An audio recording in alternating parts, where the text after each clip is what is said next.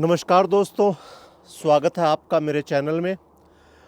आज बात करेंगे डी डॉलराइजेशन के बारे में कि दुनिया कैसे डी डॉलराइज हो रही है और कैसे डॉलर की जो वैल्यू है वो डेप्रिशिएट होने वाली है या हो गई है या हो रही है, इसके ऊपर बात करेंगे।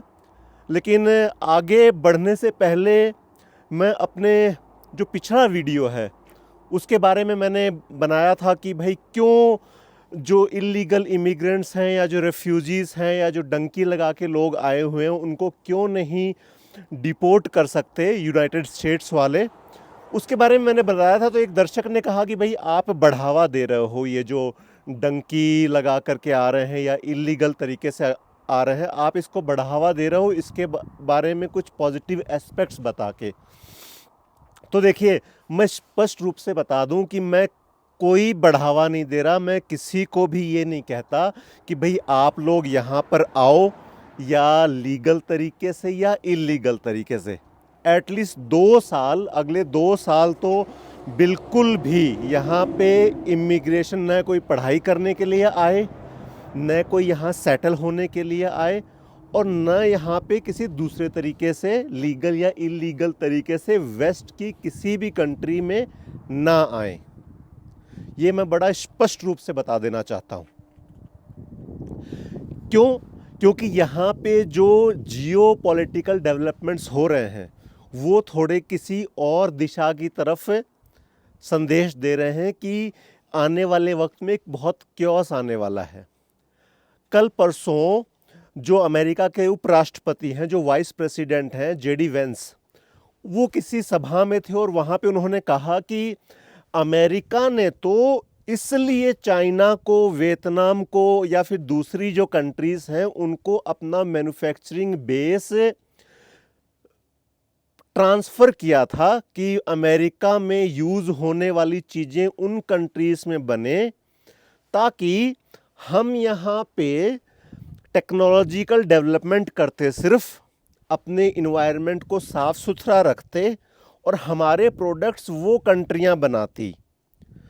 फिर उन्होंने एग्जाम्पल दिया कि एग्जाम्पल के तौर पे एप्पल पे ये लिखा आता है कि designed in California, made in China. तो चाइना का इन्वायरमेंट जो है वो दूषित हो रहा था, चाइना के लोग लेबर कर रहे थे और हम अमेरिका में बैठ के आराम से डॉलर का एंजॉयमेंट ले रहे थे। ये मैं नहीं कह रहा है, जेडी वेंस ने कहा है, वो इंटरनेट पे पड़ा भी होगा आपके पास, आप जाके देख लेना कहीं पर भी। तो उसके बाद उन्होंने कहा कि लेकिन इस दौरान क्या हुआ कि उन कंट्रीज़ के अंदर मैन्युफैक्चरिंग कैपेबिलिटीज़ तो उन्होंने डेवलप कर ही ली हमारी मदद से। ऑन टॉप ऑफ दैट उन्होंने जो टेक्नोलॉजिकल एडवांसमेंट थी वो भी हमसे ज़्यादा कर ली। मतलब अमेरिका जो ये सोच के बैठा था कि हम सिर्फ टेक्नोलॉजी बनाएंगे, हम सिर्फ रिसर्च एंड डेवलपमेंट पे टेक्नोलॉजी को रिसर्च करेंगे और दुनिया में सप्लाई करेंगे और पैसा कमाएंगे, वैसा कुछ नहीं हुआ। इनफैक्ट दूसरी कंट्रीज़ ने भी वो टेक्नोलॉजी डेवलप कर ली और अपनी मैन्युफैक्चरिंग कैपेबिलिटीज़ भी डेवलप कर ली। फिर जेडी वेंस ने कहा कि जी हम तो दोनों तरफ से मारे गए, अब हमारे पास टेक्नोलॉजी भी नहीं बची एक्सपोर्ट करने के लिए, क्योंकि कंट्रीज़ ने अपनी अपनी बना ली, और मैन्युफैक्चरिंग बेस जो है वो हमने अपना पहले ही बर्बाद कर लिया। तो अब हमें जो है अपनी मैन्युफैक्चरिंग वापस लेकर के आनी है। अब मैन्युफैक्चरिंग वापस लेकर आएगा तो आपको लेबर की ज़रूरत पड़ेगी। अब एक तरफ तो आप कह रहे हो कि हमने जो है सारे इमिग्रेंट्स को और माइग्रेंट्स को निकाल देना है, और दूसरी तरफ आप कह रहे हो कि हमें मैन्युफैक्चरिंग हब यहाँ पे अमेरिका में बनाना है, हमें मेड इन अमेरिका करना है, हमें मेक अमेरिका ग्रेट करना है। तो दोनों काम एक साथ तो नहीं चल सकते। तो इससे हमें एक और संदेश मिलता है कि कोई ये जो माइग्रेंट्स हैं इनको निकाला नहीं जाएगा, बस ये एक पॉलिटिकल इशू है, बस एक ये पॉलिटिकल मुद्दा है। अब आते हैं डी डॉलराइजेशन के ऊपर। देखिए, डी डॉलराइजेशन एक कम से कम 5-6 वीडियोस बन सकते हैं, लेकिन इसमें मैं आपको थोड़ा सा बताऊंगा कि ये डी डॉलराइजेशन क्यों हो रहा है और क्या चक्कर है। देखिए, आप लोग ये सोच रहे होगे कि अमेरिका तो यार एक सुपर पावर था, डॉलर छाप रहा था और Los Angeles, California, New York, Chicago, Seattle बड़े बड़े शहर थे और पूरी दुनिया पे राज करता था। जिस पे चाहता था बम फेंक देता था, जिस पे चाहता था सैंक्शंस लगा देता था, जिस पे चाहता था टैरिफ लगा देता था। तो ये एकदम से जो है ये बात कहाँ से आ गई कि कनाडा पे भी टैरिफ लगा दो, यूरोप पे भी टैरिफ लगा दो, और रशिया पे तो पहले ही सैंक्शंस लगे हुए हैं, इंडिया पे टैरिफ लगा दो, चाइना पे टैरिफ लगा दो। तो एकदम से ये जब सब कुछ स्मूथ चल रहा था तो ये एकदम से ट्रंप को बवाल काटने की क्या जरूरत पड़ गई। सब लोग ये कहते हैं कि अरे सब कुछ तो अच्छा चल रहा था। देखिए, ये सब कुछ अच्छा चल रहा था क्योंकि डॉलर प्रिंट हो रहा था। 1971 में जब डॉलर रिजर्व करेंसी बना कि पूरी दुनिया डॉलर में व्यापार करेगी, तो उस वक्त अमेरिका को कुछ करने की जरूरत नहीं थी, बस डॉलर प्रिंट करना था, पूरी दुनिया में देना था, पूरी दुनिया उसमें ट्रेड कर रही थी और अमेरिका जो है आराम से बीच में अपने ट्रांजैक्शन चार्जेस से जो है मजे लूट रहा था। अब क्या हुआ, पिछले 50 साल में इतना डॉलर प्रिंट हो चुका है कि अमेरिका को खुद को नहीं पता कि कितना डॉलर प्रिंट हो गया है। और वो डॉलर इतना प्रिंट होते हुए इनके खुद के ऊपर 34-35 ट्रिलियन डॉलर का जो है ना वो भार हो गया है, कर्जा हो गया है। तो अब इनको ये समझ में नहीं आ रहा कि अब हम करें तो करें क्या। दूसरी बात, ये जो इतना बवाल काट रहा है ना ट्रंप, ये इसका सबसे मेन कारण ये है कि इसको जो अमेरिकन्स हैं, जो एक्चुअल में अमेरिकन्स हैं, उनका बहुत ज़्यादा दबाव है ट्रंप के ऊपर। मैं उन अमेरिकन्स की बात नहीं कर रहा जो इस सी शोर्स पे बसे हुए शहर हैं, जैसे न्यूयॉर्क है, आपका शिकागो है, आपका लॉस एंजलस है, इन शहरों की बात नहीं कर रहा। जो इंटरनल अमेरिकन्स हैं ना, उनका दबाव ये है कि हमारे बर्थ रेट जा चुके हैं, हमारे लोग बच्चे नहीं पैदा कर रहे, जो एक्चुअल में अमेरिकन्स हैं वो गायब हो चुके हैं या वो गायब होते जा रहे हैं क्योंकि बर्थ रेट ही है नहीं, बच्चे ही नहीं पैदा हो रहे जो एक्चुअल में अमेरिकन्स हैं। और वो इसलिए नहीं पैदा हो रहे क्योंकि जो डॉलर प्रिंट करके इन्होंने जो मिनिमम वेजेस दी थी लोगों को कि कम से कम $11, $12, $15 स्टेट वाइज जो है वो घंटे के देने ही देने हैं। तो उस वजह से क्या था कि लोगों के पास बहुत पैसा आ रहा था। स्कूल में छोटा सा स्कूल का बच्चा है, 12वीं पास करी, कहीं पर भी जाके जॉब लग गया और $14-15 घंटे के कमा रहा है, तो उसको कुछ लेना देना ही नहीं है अपनी फैमिली से कि मैं अपने माँ बाप के साथ रहूँ, मैं अपने दादा दादी के साथ रहूँ, मैं जब शादी करूँगा तो उसके बाद सेटल होने के लिए मेरे को मेरे माँ बाप की ज़रूरत पड़ेगी। तो इस तरीके से जब ये डॉलर प्रिंट होके लोगों के पास जा रहा था ना, तो बर्थ रेट जा चुके थे इनके। अब बर्थ रेट जा चुके हैं तो इमिग्रेंट्स की ज़रूरत थी, तो इमिग्रेंट्स ले आते रहे, तो उस चक्कर में इनका जो एक्चुअल अमेरिकन फैब्रिक था ना वो गायब हो गया।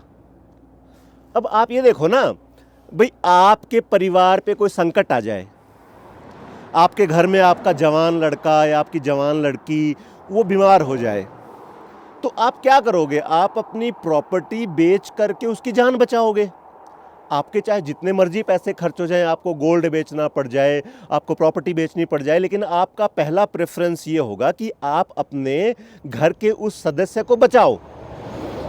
वो सेम चीज ही अमेरिका के अंदर फिलहाल चल रही है।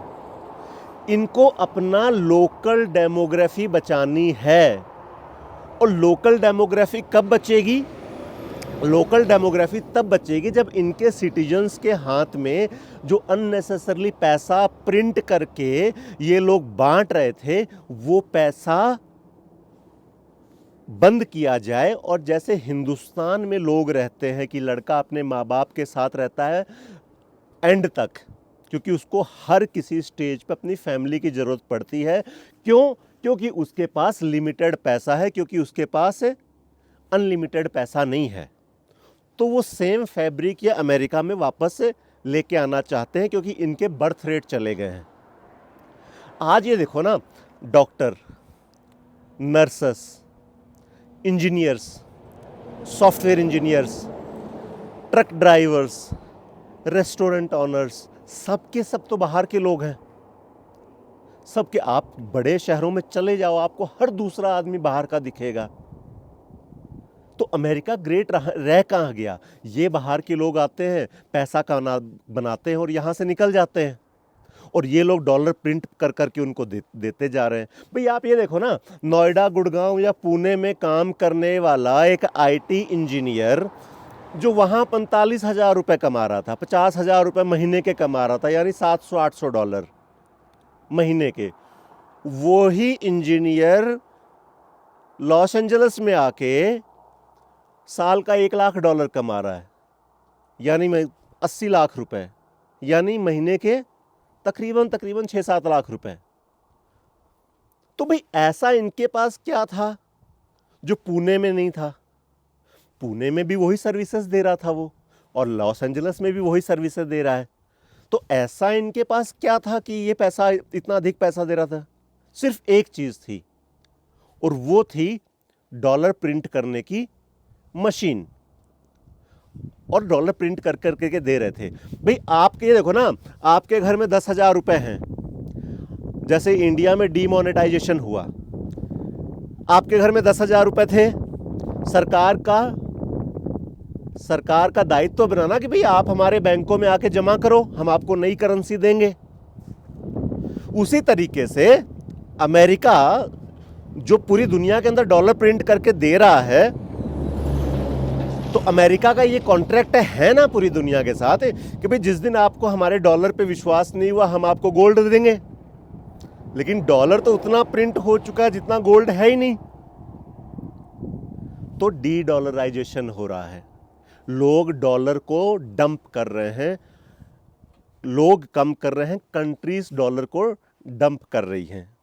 जैसे चाइना देखिए ना, चाइना ने इनको थोड़े दिन पहले कहा कि भाई हम तो हर चीज़ डॉलर में एक्सपोर्ट कर रहे हैं, हम तो पूरी दुनिया की फैक्ट्री बने हुए हैं, पूरी दुनिया को जो है बाल्टी लोटे से लेकर के, और हम तो हवाई जहाज़ के पार्ट्स दे रहे हैं, तो हमारे पास तो डॉलर के भंडार भरे पड़े हैं, आप अपना डॉलर लो और हमें गोल्ड दे दो। इन्होंने चाइना को गोल्ड नहीं दिया, इन्होंने डॉलर नहीं डंप करने दिया। अब चाइना ने उसको दूसरे तरीके से डंप कर दिया। उन्होंने छोटी छोटी कंट्रीज जिन्होंने आईएमएफ से और वर्ल्ड बैंक से लोन ले रखा था, उनको कहा कि भाई ये लोन वापस दे दो, क्यों ब्याज भर रहे हो, हम आपको डॉलर देंगे। तो उन कंट्रीज़ ने कहा कि हाँ ठीक है। तो उन छोटी छोटी कंट्रीज़ को उसने डॉलर दिया अपना, उन कंट्रीज़ ने अपना लोन चुका दिया। चाइना ने उन छोटी छोटी कंट्री से किसी से कोयला ले लिया, किसी से लोहा ले लिया, किसी से एल्यूमिनियम ले लिया, जिस कंट्री के पास जो नेचुरल रिसोर्सेज था वो उन्होंने ले लिया, और उन्होंने डॉलर डंप कर दिया। अब वो डॉलर घूम फिर के वापस आ तो गया अमेरिका ही। ये सेम चीज़ रशिया कर रहा है, ये सेम चीज़ इंडिया कर रहा है। भाई इंडिया के फॉरेन मिनिस्टर ने जब कहा, एस जयशंकर ने, कि हम इंडियन करेंसी जो है बहुत ज़्यादा डीवैल्यूड है, हमारी करेंसी की वैल्यू उतनी नहीं है जितनी होनी चाहिए, तो आपको क्या लगता है कि किस तरफ संदेश जा रहा है? अच्छा, उसके बाद एक और उन्होंने बयान दिया, उन्होंने कहा कि हमारे पास कोई डॉलर नहीं है रिजर्व में, जो कहते हैं ना कि 600 बिलियन 700 बिलियन डॉलर जो है रिजर्व में पड़ा हुआ है। उन्होंने कहा कि हमारे पास कोई डॉलर रिजर्व में नहीं पड़ा, हमारे पास रूबल भी है, हमारे पास जापानीज येन भी है, हमारे पास युआन भी है, हमारे पास यूएई की दरम भी है, और हमारे पास सऊदी की करेंसी भी है। तो हमारे जो रिजर्व्स हैं वो डिफरेंट करेंसीज की एक बास्केट है। इसका मतलब इंडिया भी डी डॉलराइज हो चुका है। जो सऊदीज के साथ वो तेल का जो व्यापार कर रहे हैं वो अपनी लोकल करेंसी में कर रहे हैं, चाइना के साथ वो रूबल में कर रहे हैं। तो जब पूरी दुनिया ही डी डॉलराइज हो रही है, तो अमेरिकन डॉलर जब यूज में ही नहीं होगा, तो आज जो अमेरिकन डॉलर में 70 रुपए 80 रुपए बन रहे हैं, तो फिर ये बनने बंद हो जाएंगे। क्योंकि कब तक अमेरिका आर्टिफिशियल रूप से अपने डॉलर को स्क्रीन के ऊपर $1 में 85 रुपए या $1 में कोई और दूसरी करेंसी दिखा के रखेगा? वो तभी रख सकता है ना जब उसकी डिमांड हो। अब गूगल पे जब आप सर्च करने जाओ तो आपको दिखाएगा कि अभी भी 85% जो है वो ट्रेड होता है डॉलर में। तो ये गलत है, झूठ है। ये जितने भी गूगल के अंदर ऊपर जो इन्फॉर्मेशन होती है वो 90% इन्फॉर्मेशन जो है वो फेक होती है, उसका कोई लेना देना नहीं होता सच इन्फॉर्मेशन से। एग्जाम्पल के तौर पे आपको मैं बता दूं, इंडिया की पॉपुलेशन कभी गूगल कहता है कि 140 करोड़ है, कभी 100 करोड़, कभी 150 करोड़, कभी 130 करोड़। इन्फ्लेटेड फिगर है, इतनी पॉपुलेशन है नहीं जितनी ऑनलाइन दिखाई जाती है, राइट। अब कनाडा की पॉपुलेशन 1 करोड़ बढ़ गई पिछले 10 साल में, 3 करोड़ से 4 करोड़ हो गई।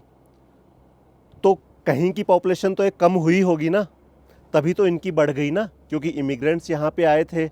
तो कौन सा डेटा है वो, कहाँ सर्वेस हो रहे हैं या कहाँ इंफॉर्मेशंस गैदर हैं कि जी पंजाब से इतने लोग निकल के कनाडा आए, या गुजरात से इतने निकल के आए, या राजस्थान से निकल के आए। कहीं पर भी डेटा है नहीं ना।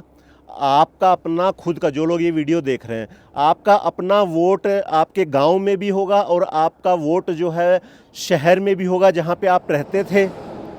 और अगर आप कनाडा आ गए हैं तो आप कनाडा के भी अब काउंट होने लग गए हैं, कनाडा की पॉपुलेशन में भी हो गए हैं। तो ये डेटा जो है वो एक्यूरेट नहीं है। अब जैसे फॉर एग्जांपल एक और मैं बताता हूँ, एनवीडिया कंपनी है, अमेरिका की एनवीडिया है।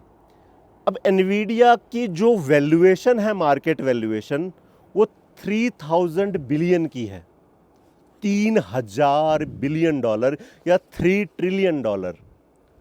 और उसकी जो इनकम है वो सिर्फ 18 बिलियन है। तो ऐसा क्या है कि उसकी वैल्यूएशन 3000 बिलियन है और उसकी इनकम जो है, जो रेवेन्यू है, वो 3 बिलियन है। ये सब झूठे फेक फिगर्स होते हैं। आप माइक्रोसॉफ्ट को लगा लीजिए ना, माइक्रोसॉफ्ट क्या बेचता है, विंडोज़ बेचता था, विंडोज़ 7, विंडोज़ 5, विंडोज़ 8, 9, ये बेचता था। अब आप लोग देखिए कि आप अपनी कॉलेज लाइफ में, स्कूल लाइफ में, या वैसे भी अपनी लाइफ में आपने कितनी विंडोज़ खरीदी हैं ज़िंदगी में, या आपके आसपास लोगों ने कितनी विंडोज़ खरीदी हैं? हार्डली किसी ने खरीदी थी। वो एक विंडो होती थी, वो क्लास में एक लड़के के पास होती थी, फेक सीडी, और उसी फेक सीडी से कॉपी कर करके जो है ना, वो पूरी स्कूल जो है अपने सॉफ्टवेयर्स में, अपने कंप्यूटर्स में, अपने लैपटॉप्स में जो है वो सीडी इंस्टॉल करती थी। तो जो माइक्रोसॉफ्ट के जो फिगर्स हैं कि हम इतने बड़े हैं, हम इतने बड़े हैं, ये कहाँ से आ गए? अमेरिका जो है फेक इंफॉर्मेशन फैलाने का एक हब है। अब बात यह है कि भाई ये कहेंगे कि डी डॉलराइज हो जाएगा तो आम आदमी को क्या फर्क पड़ेगा? आम आदमी को फर्क पड़ेगा, क्योंकि डॉलर की जो वैल्यू है वो बहुत ज़्यादा कम हो जाएगी, जो परचेजिंग पावर है वो कम हो जाएगी। और परचेजिंग पावर कम हो जाएगी तो अमेरिका और वेस्टर्न कंट्रीज़ जो हैं ये गरीब होने लग जाएंगे। आप ये सोचो ना कि आज अगर आप देखो, फॉर एग्ज़ाम्पल अपनी लाइफ में देखो, $100 में पहले बहुत सारी ग्रॉसरी आ जाती थी। जो लोग कनाडा अमेरिका में रहते हैं, आज $100 में एक छोटा सा बैग आता है। यानी डॉलर की जो परचेजिंग पावर थी वो ख़त्म हो गई। क्यों ख़त्म हो गई? क्योंकि दुनिया डी डॉलराइज हो गई है। डॉलर दुनिया से उतना सामान नहीं खरीद पा रहा जितना पहले खरीद पाता था। देखिए, चाइना के जो राष्ट्रपति है ना, शी जिनपिंग, उन्होंने अभी 6 महीने पहले कहा कि एक $100 का नोट प्रिंट होने में 17 सेंट का खर्चा आता है, और ये अमेरिकन्स हमसे $100 में का रियल गुड्स ले जाते हैं, लेकिन उनको प्रिंट होने का जो खर्चा है ना वो सिर्फ 17 सेंट का है। उनके कहने का क्या मतलब था कि भाई इनकी करेंसी गोल्ड से बैक्ड नहीं है, ये सिर्फ कागज को प्रिंट कर करके और दुनिया को डरा धमका के डॉलर का यूज कर रहे हैं। मतलब एक मिशेलिन का कार का टायर ये लोग 17 सेंट में एक हिसाब से चाइना से ले आते हैं। तो उनके कहने का मतलब ये था कि इन्वायरमेंट मेरा पॉल्यूट हो रहा है, लेबर फोर्स जो है वो मेरी बूढ़ी होती जा रही है और ये लोग जो है सिर्फ एक नोट प्रिंट करके और डॉलर को चला रहे हैं। तो उन्होंने भी हिंट दे दिया था कि डी डॉलराइज होने वाली है, हम डॉलर का यूज़ नहीं करेंगे। खैर वो तो पहले भी उनकी करेंसी बहुत ज़्यादा वैल्यूड है, $1 में कितने, शायद 6 युआन ही बनते हैं, लेकिन वो चाहते हैं कि हम डॉलर के बराबर में करें। इसका एक आ गया। एक और मैं आपको बयान बता देता हूँ। देखिए, आप मेरे कहने पे मत जाइए, ये जो वर्ल्ड लीडर्स हैं ना, जो बड़ी बड़ी कंट्रीज़ के राष्ट्रीय अध्यक्ष हैं, इनकी बातों को आप सुनिए, आपको पता लगेगा कि डॉलर का भविष्य बहुत गर्द में जाने वाला है।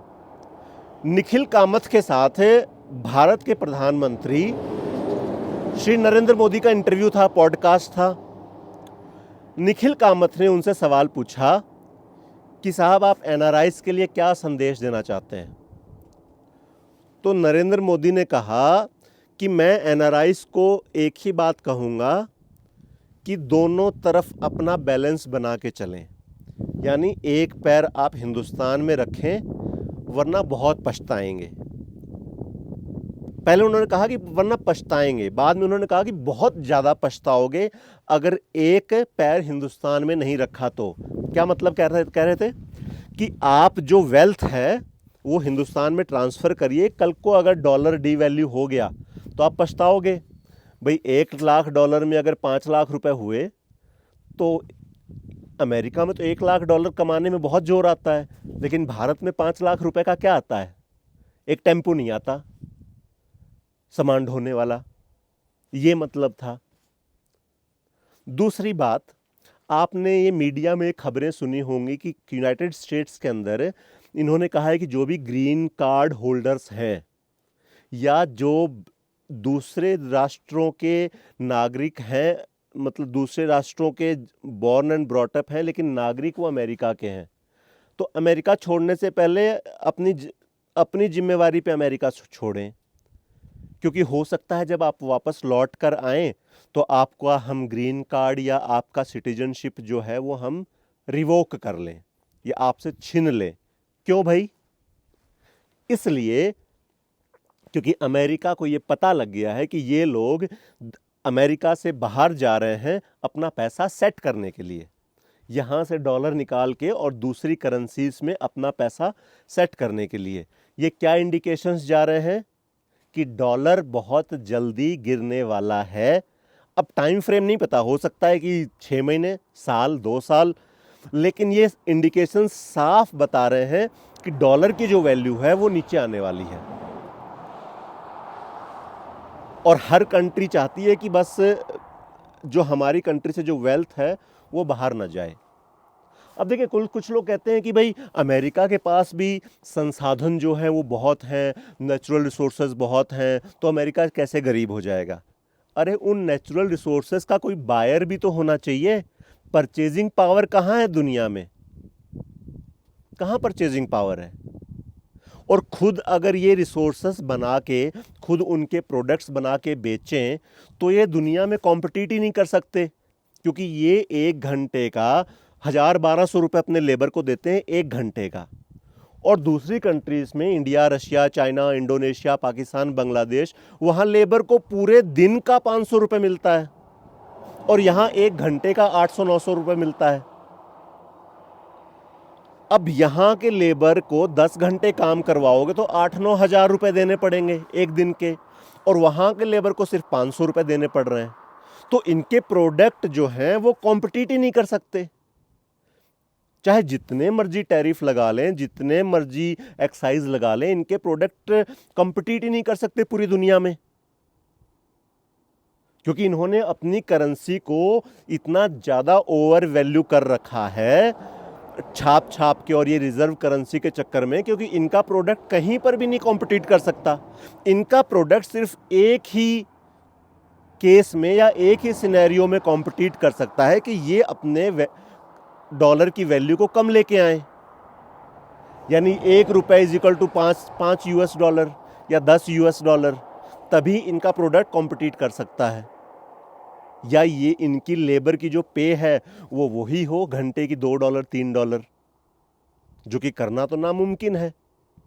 तो यहाँ जो अमेरिका के अंदर है ये बहुत ज़्यादा एक क्योटिक सिचुएशन, बहुत बड़ा क्योस होने वाला है। अब आप ये देखिए ना, एलॉन मस्क ने जो DOGE department of government efficiency जो इन्होंने बनाया है, वो कह रहे हैं कि साहब हमें तो $2 ट्रिलियन जो है ना वो गवर्नमेंट की स्पेंडिंग में से कम करना पड़ेगा, यानी जो सरकारी कर्मचारी हैं उनको निकालना पड़ेगा। अब सरकारी कर्मचारियों को निकालना पड़ेगा, $2 ट्रिलियन का मतलब ये है कि साहब आप हिंदुस्तान, चाइना, रशिया और जापान, इन चारों कंट्रीज के सारे गवर्नमेंट एम्प्लॉयज़ को निकाल दो। इतना पैसा बनता है ये $2 ट्रिलियन की। ये कहने में बड़ा छोटा सा अमाउंट है कि $2 ट्रिलियन। अब इतने सरकारी कर्मचारियों को आप निकाल दोगे तो आपके देश के अंदर कैसे हालात होंगे? अच्छा, देश के हालात छोड़िए, जब आपके पास वो पावर है कि आप डॉलर प्रिंट कर करके सरकारी कर्मचारियों को नौकरियों पे रख सकते हो और उनको तनख्वाहें दे सकते हो, तो भाई आपको निकालने की कहाँ ज़रूरत पड़ रही है? आप उनको चलाते चलो ना, साथ में आप और हायर कर लो। भाई अमेरिका के अंदर जो सबसे बड़ी एम्प्लॉयमेंट, जो सबसे बड़ा एम्प्लॉयर है, जो सबसे बड़ा रोजगार देने वाला आदमी है, वो है अमेरिका की सरकार, फेडरल गवर्नमेंट। ये लोग कहते हैं ना अमेरिका में भी तो प्राइवेटाइजेशन है, अमेरिका में भी प्राइवेटाइजेशन नहीं। अमेरिका का सबसे बड़ा एम्प्लॉयर है अमेरिका की फेडरल सरकार। अब वो फेडरल सरकार कह रही है कि भाई कर्मचारियों को निकाल दो, और वो भी मास कर्मचारियों को, मतलब करोड़ों करोड़ लोगों को निकाल दो। तो इससे आपको ये इंडिकेशन नहीं मिल रहा कि डॉलर प्रिंट होना अब बंद हो जाएगा और डॉलर की जो वैल्यू है वो गिर जाएगी, या डॉलर को जो परचेजिंग पावर था डॉलर का वो ख़त्म हो जाएगा? तभी तो गवर्नमेंट अपनी स्पेंडिंग कम कर रही है। भाई ट्रंप कहता है कि रक्षा बजट जो है, जो डिफेंस बजट जो है, वो 40% 50% काट दो। क्यों काट दो? भाई आपके पास तो रिजर्व करेंसी है, डॉलर छापना है, कंपनियों को देना है और बस बल्ले बल्ले बम बरसाने हैं दुनिया में। आप क्यों डिफेंस बजट काटने को कह रहे हो? क्योंकि आपकी डॉलर की वैल्यू जो है वो गिरने वाली है। आप सस्टेन नहीं कर सकते क्योंकि दुनिया आपके डॉलर का यूज करना बंद कर रही है। नेचुरल रिसोर्सेस हैं अमेरिका के पास, नेचुरल रिसोर्सेस तो रशिया के पास भी हैं। अमेरिका से ज़्यादा रिसोर्सेस हैं रशिया के पास। फिर उनकी रूबल जो कि उनकी करेंसी है $1 के बराबर ही क्यों है, या $1 में जो है वो 80 रूबल ही क्यों आते हैं? नेचुरल रिसोर्सेस तो उनके पास भी है। इसका मतलब करेंसी का और नेचुरल रिसोर्सेस का डायरेक्टली कोई लिंक नहीं है। ये एक फेक इकोनॉमिक थ्योरी थी जो हमें दी गई। जो अमेरिका के हिसाब से जो करेंसी का है वो सिर्फ एक ही है कि रिजर्व करेंसी है, डॉलर छापो और दुनिया को धमकाओ। अब ये कहेंगे जी भी इन्होंने कई जो होते हैं ना, कई जो लठैत टाइप के, वो कहते हैं जी इतने सालों तक चला लिया अब भी तो चला लेंगे। भाई जापान के नागासाकी और हिरोशिमा के ऊपर न्यूक्लियर बम मारा, उसी से तो पूरी दुनिया खौफ में आ गई ना कि यार हमारे ऊपर भी न्यूक्लियर बम मार देगा ये, तो जो कहता है चल करते रहो। तो कुछ लठैत कहेंगे, वो कहेंगे जी अब भी तो डरा लेगा, पिछले भी तो 70 साल में डरा लिया, अब भी डरा लेगा। अब नहीं डरा पाएगा। अफगानिस्तान में डरा पाया? नहीं डरा पाया ना, भागना पड़ा रातों रात छोड़ के। यूक्रेन में डरा पाया? नहीं डरा पाया ना, हार गया ना युद्ध। रशिया वहां पे जीत गया ना। रशिया को आधी टेरिटरी चाहिए थी यूक्रेन की, रशिया ने ले ली ना। जो रशियन स्पीकिंग लोग जो यूक्रेन में रहते थे वो सारी टेरिटरी रशिया ने ले ली। इन्होंने कहा यूक्रेन को कि हमको नेचुरल रिसोर्सेज दो, उसने कहा कि नहीं दूंगा, तुम्हारे हाथ नहीं बेचूंगा मैं, मेरी कंट्री बिकाऊ नहीं है। तुम्हारे कहने पे मैं रशिया से लड़ा। तुमने मेरे को कहा कि जा रशिया से लड़ जा, हम तेरे को नेटो में शामिल करेंगे। न तुम मेरे को नेटो में शामिल कर पाए और आज तुम कहते हो कि अपने कंट्री के नेचुरल रिसोर्सेज साइन कर दो और वॉर बंद कर दो। उसने ओवल ऑफिस में इन दोनों को धमकाया ना ये ट्रंप को और जेडी वेंस को। इसका मतलब क्या है? इसका मतलब साफ है कि अमेरिका उतना मजबूत नहीं है जितना वो था। जितना वो दुनिया का गुंडा बनता था वो गुंडा अब है नहीं। क्यों नहीं है? क्योंकि डॉलर डिमांड में नहीं है, दुनिया डी-डॉलराइज हो चुकी है। तो इस वीडियो में बस इतना ही साहब। आपके कोई कमेंट्स हो ना इस चीज़ को लेकर के तो आप कमेंट बॉक्स में ज़रूर ड्रॉप करें। अगले वीडियो के अंदर जो है ना मैं आपको उनके सबके सवालों के जवाब दूंगा। और इस वीडियो में इतना ही। Thank you.